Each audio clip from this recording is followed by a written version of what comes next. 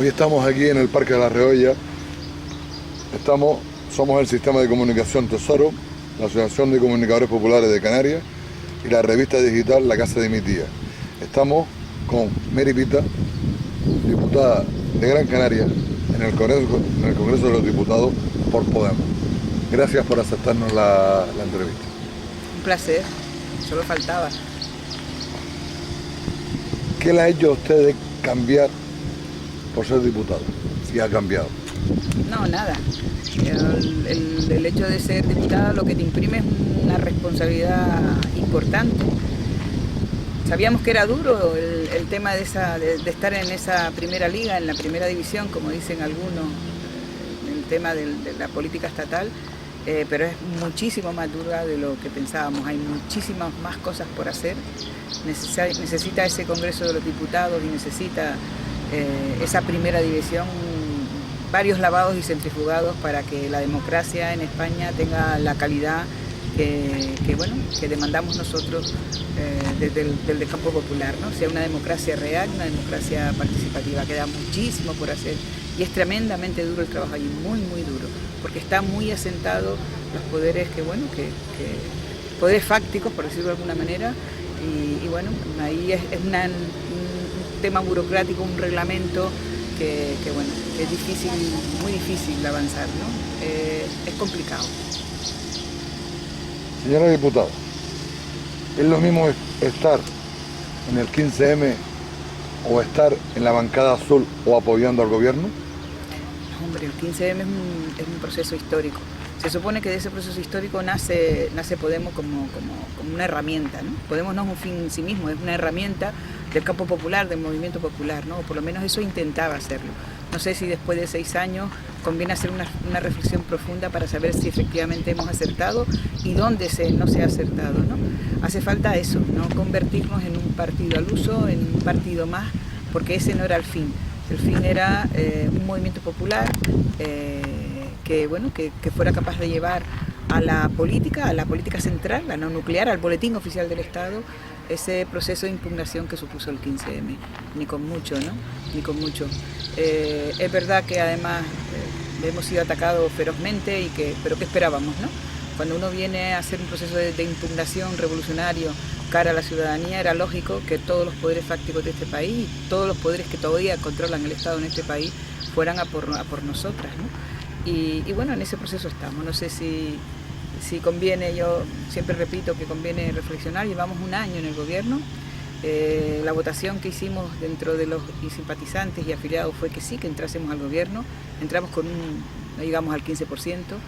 Y creo que es hora que hagamos una reflexión sobre si ha valido la pena o no ese paso de entrar en el gobierno. Tras los incidentes que están ocurriendo en estos días sobre las cárceles de algunos que mandan a la cárcel algunos raperos, ¿significa que en España no hay libertad de expresión? Es evidente que la ley Mordaza significaba lo que significaba, un recorte de libertades, un recorte de libertad de expresión. O sea, es una ley que responde a los intereses del poder, de esos poderes fácticos, ¿no? Y por eso nosotros llevábamos en el programa que había que tirar abajo la ley Mordaza. Es una de las incapacidades de esas frustraciones que en estos momentos estamos viendo, ¿no? Somos parte de un gobierno y sin embargo, pues la policía sigue ofreciéndonos la peor cara de ella misma, ¿no? En muchos sentidos. También, no digo que todo, pero los sucesos de Linares, lo que está aconteciendo, ¿no? El tema de la Administración de Justicia necesita, ese Consejo General del Poder Judicial necesita un profundo cambio para que la justicia efectivamente emane del pueblo. Pero la culpa, insisto, viene por el poder político, que es el legislativo. Esa es una de las grandes frustraciones que tenemos y por eso creo que es conveniente que entre todas pongamos sobre la mesa qué hemos hecho, si hemos acertado al entrar en el gobierno, si lo que hemos podido sacar, que han sido cosas importantes, nadie lo duda, en una coyuntura absolutamente extraordinaria como la que estamos viviendo, pero si eso es suficiente y no viene un poco a frustrar las expectativas que teníamos nosotras y todo lo que es el campo popular en cuanto a alcanzar el gobierno, ¿no? En eso yo creo que eso es importante, es reflexionar y avanzar, ¿no? Yo creo que en ese periodo debemos abrirlo cuanto antes lo abramos, mejor para todas.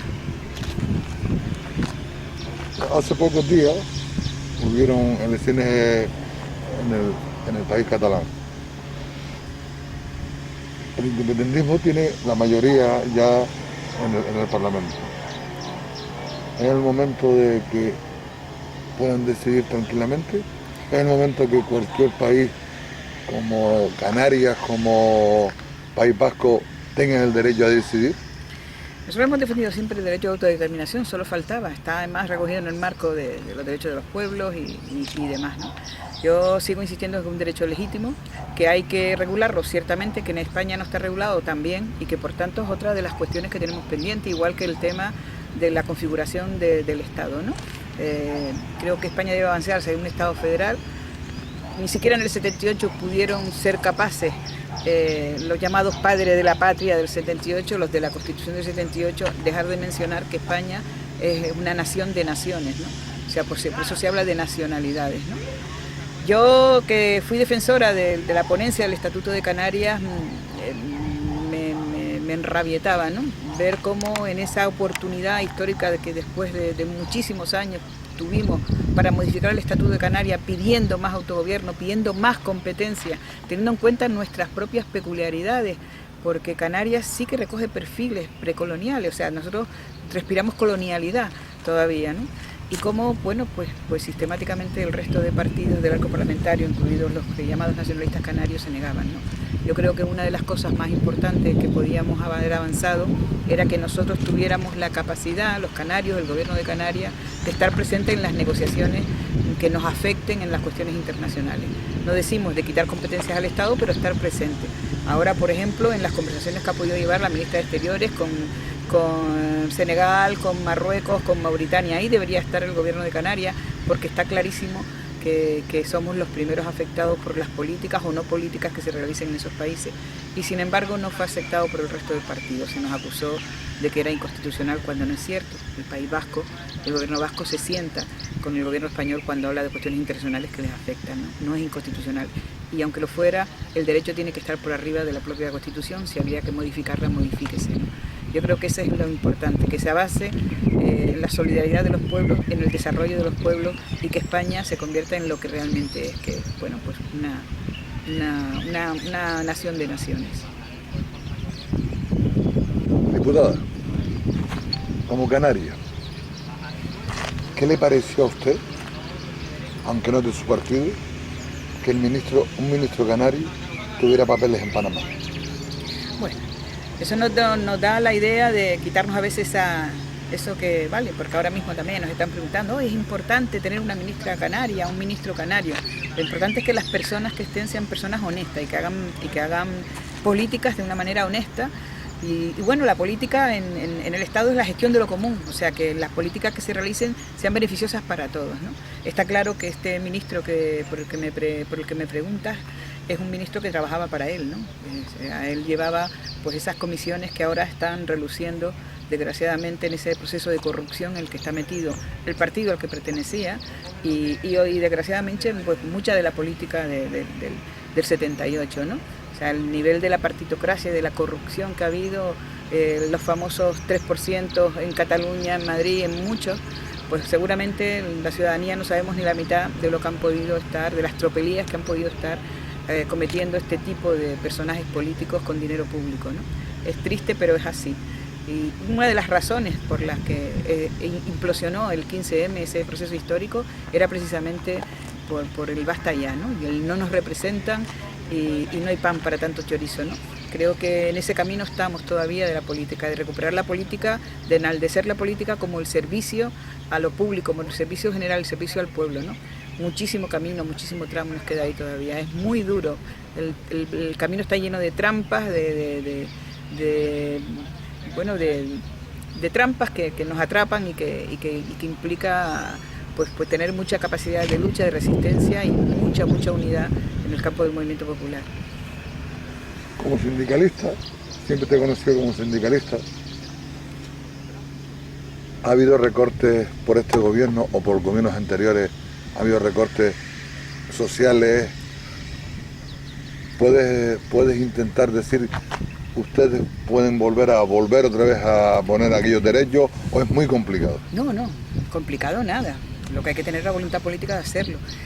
Por supuesto, en un momento determinado, cuando los neoliberales ganan al final del siglo pasado, los 80, los 90, aquello fue una bestialidad, ¿no? Aquello de que menos Estado y más empresa, menos Estado. Y sin embargo hoy vemos que en una crisis mundial, porque la pandemia es de carácter mundial, ha cogido a todos los países, ahora todo el mundo sí se vira para el Estado, ahora quieren socializar todas sus pérdidas, ¿no? Y eso es lo que ha querido siempre el capital y la empresa, ¿no? Los grandes emporios económicos que en estos momentos desgraciadamente controlan no solo el Banco Mundial, controlan Europa, y que bueno, son los verdaderos lobbies económicos que imponen sus políticas, ¿no? ¿Se pueden cambiar esas políticas? Por supuesto. Hay que tener voluntad política y mayoría política para hacerlo, pero sí que se puede, ¿no? No sé, ni me quiero imaginar en una crisis como esta si hubiese estado la mayoría del Partido Popular en el gobierno, porque lo que hicieron en el 2008 de suprimir, de bajar pensiones, de poner copago farmacéutico, de quitarle sueldo a los funcionarios, de plantear si los trabajadores teníamos, ¿no?, el derecho a vacaciones, porque con el mantra de que si no trabajas no cobras, pues que en vacaciones, ¿por qué te voy a pagar si no estás trabajando? Todos aquellos viernes negros que vivíamos, no me quiero ni imaginar si ese partido hubiese estado en la crisis actual, en la tremenda crisis pandémica que como precuela de una tremenda crisis económica, ¿no? Creo que eso ha mermado mucho nuestras expectativas en el gobierno, pero no quiero con eso ni siquiera prestar un ápice de la autocrítica que tenemos que hacernos, en el sentido de que tenemos que reflexionar, actuar y reflexionar, y eso nos está faltando. Dentro de poco llegará el 8 de marzo. ¿Qué opinión tiene usted como diputada y su partido sobre el 8 de marzo? Bueno, el 8 de marzo es una fecha absolutamente reivindicativa que nace también de la lucha de las mujeres, ¿no? Hemos avanzado mucho. El movimiento feminista, sin ninguna duda, ha hecho posible un avance sustancial en el tema de igualdad, pero nos queda muchísimo por hacer todavía, muchísimo por alcanzar. Hay brecha salarial, hay brecha en las pensiones, hay brecha todavía, desgraciadamente, en lo cotidiano, ¿no? Es imprescindible seguir y exigir en esos días de lucha y concretar en esas reivindicaciones que todavía queda por avanzar, romper esos techos de cristal que existen, en fin. Insisto, hemos avanzado mucho, pero nos queda en el siglo XXI todavía muchísimo por avanzar, ni con mucho ha terminado la lucha. Casi terminando ya, no vamos a hablar de diputados, vamos a hablar de personas. ¿Está haciendo bien el gobierno español o el gobierno de Canarias sobre esta pandemia del COVID? Yo creo que podemos hacer mucho más, ¿no? Es verdad que tenemos la fortuna de tener un gobierno de progreso, tanto en Canarias como en el Estado, y que, bueno, eso, el ejercicio de imaginación, que tampoco tenemos que tenerla mucho para pensar que hubiese sido si hubiese estado el Partido Popular, si hubiese estado el señor Soria en Canarias gobernando, hubiese estado el señor Rajoy gobernando en el Estado, ¿no? Pero creo que nos falta audacia porque en momentos de crisis como esto es cuando tenemos realmente que hacer los cambios estructurales necesarios. En Canarias, por ejemplo, o sea, estamos en las últimas, tenemos la tasa de paro más alta, la desigualdad, los sueldos más bajos, y es porque tenemos una economía absolutamente dependiente. Tenemos una economía de un sector servicio, del turismo, hemos puesto todos los huevos en la misma cesta, de tal manera que cuando ocurre temas como estos, y pueden ocurrir más cosas, guerras cercanas que nos afecten, se cae el turismo, cae el PIB, cae pues el 30, el 30 y tanto por ciento de nuestro Producto Interior Bruto depende del sector turístico, ¿no? Es hora, por tanto, de cambiar nuestro sistema productivo. Tenemos herramientas que nos permitan, tenemos además, creo que capacidad, ¿no? El sector de dependencia es un nicho de trabajo, el sector de la soberanía alimentaria, soberanía energética, creo que Canarias todavía estar por construir esa Canarias sin desigualdad, sin estar siempre en esos rankings y con esos niveles de pobreza severas que tenemos. Creo que nos falta audacia, le falta audacia al gobierno de Canarias y le falta, quizás no es audacia, quizás es una línea política más asertiva, más hacia lo colectivo, hacia lo común, ¿no? Dejar de mirar siempre por el rebollo de ojos los lobbies económicos que tanto presionan y que tanto poder mediático tienen, ¿no? Y creo que esa es una de las cuestiones que se echa de menos en momentos tan duros como este, ¿no? La audacia de ir a por medidas estructurales que sabemos, ¿no? Nos hemos quedado a media camino con el tema de la renta básica. España se puede permitir una renta básica, hay dinero para la renta básica. Y si no hay dinero, que se busque, ¿no? Igual que en Canarias. Creo que es imprescindible esa renta básica. Y nos hemos quedado en un ingreso mínimo vital que además está atrapado en estructuras administrativas insuficientes, etcétera, ¿no? Y eso es lo que echo de menos en un gobierno y en otro. Insisto, a pesar de que se han hecho cosas importantes. Siendo Canarias diputada, ¿Canarias racista? Canarias resiste. Racista. Ah, racista. Bueno, pues yo no lo creo, sinceramente. Nosotros somos raza pura, somos misturitas. Nosotros, si cada uno nos hacemos un árbol genealógico, nos quedaríamos sorprendidos, ¿no? Yo misma. Está clarísimo que mis ancestros venían de África por mi físico y mi composición, ¿no? Yo creo que no es racista, creo que hay intereses que nos intentan racializar, y creo que lo que Canarias es que hay un lobby importante que es aporofórico, o sea que cuando vienen los turistas con las visas, vengan sean negros, amarillos o blancos, los recibimos con aplausos y demás, pero cuando vienen la gente que como nuestros ancestros menos ancestros, mi hijo, el mayor, tuvo que emigrar en el 80 a trabajar en Alemania, porque en el 2000 porque aquí no encontraba trabajo, ¿no? O sea, cuando hemos tenido que emigrar nosotros, ¿cómo es posible que tratemos a gente que viene a buscar su futuro, que utiliza nuestra tierra con el legítimo derecho de intentar buscarse un futuro, aunque sea en tránsito, porque es verdad que muchos vienen en tránsito, los tratemos de esa manera? Creo que hay intereses políticos evidentemente detrás, que cuando nos señalan a los más indefensos, que son los migrantes, los que vienen sin nada, los que vienen solo con la esperanza de subsistir, no nos dejan de señalar qué es lo que está pasando con la economía canaria, qué es lo que está pasando con nuestro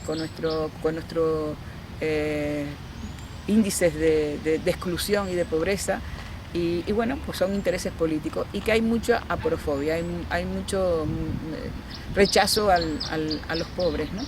Nunca hemos sido así. Yo creo que de todas maneras, esta última semana lo hemos visto, la gente ha respondido, están haciéndose recogidas para cuidar a esos migrantes que están en la calle, y desde luego es impresentable el tratamiento que se ha hecho con esta crisis humanitaria de migración que estamos viviendo en África.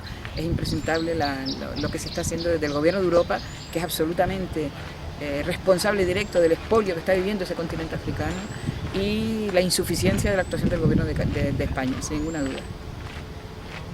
En las redes le están dando mucho pábulo a lo que usted estaba diciendo en contra, lógicamente. ¿Se está beneficiando el partido de ultraderecha, Vox, sin duda, en esto? ¿Podrá Vox hacer un cambio de régimen en este momento? ¿O qué hará Podemos para que esa gente no llegue al poder? No, hombre, yo creo que sigue siendo mucho que la derecha española tiene un problema en estos momentos, y es que, digamos que la derecha más formalita, que es la del PP, ha intentado, para que Vox no le restara nicho de voto, utilizar el mismo discurso que Vox, y se ha equivocado, porque lo que ha hecho es sencillamente reforzar el discurso del fascismo y de los ultras. Bueno, estaban dentro del PP, ellos han salido, pero son parte del PP, siempre han estado dentro del PP. Esa visión fascista que tiene la derecha, ¿no? La derecha más radical. Yo no lo creo, sinceramente. Es verdad que han podido sacar diputados en donde no lo tenían, pero no con el suficiente número, ¿no? Yo creo que es una de las razones más por la que la izquierda española y la socialdemocracia española debería en estos momentos pues aprovechar los gobiernos para hacer cambios realmente estructurales y no quedarnos en el intento, ¿no? Sinceramente creo que hay que tirar abajo la reforma laboral, creo que hay que tirar abajo la ley Mordaza, creo que hay que reforzar y blindar definitivamente en la Constitución el tema de las pensiones públicas, porque ahí siguen los poderes económicos acechando, y detrás de nuestra caja de las pensiones creo que hay muchísimo por hacer todavía.